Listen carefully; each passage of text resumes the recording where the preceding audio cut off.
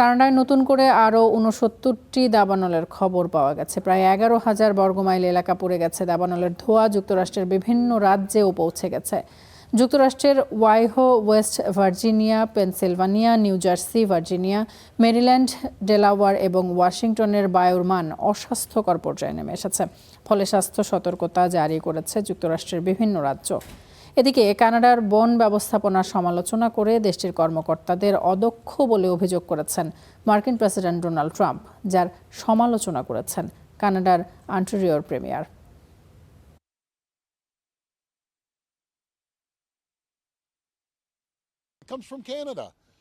এভাবে হুমকি দেয়া বা সমালোচনা করা উচিত নয়। একদিন হয়তো আপনাদেরও এমন পরিস্থিতির মুখোমুখি হতে হবে। তখন আমরা কোনো দ্বিধা ছাড়াই আমাদের প্রতিবেশীদের সহায়তায় সেখানে যাব। প্রেসিডেন্ট ট্রাম্পের জন্য আমার একটি পরামর্শ আছে।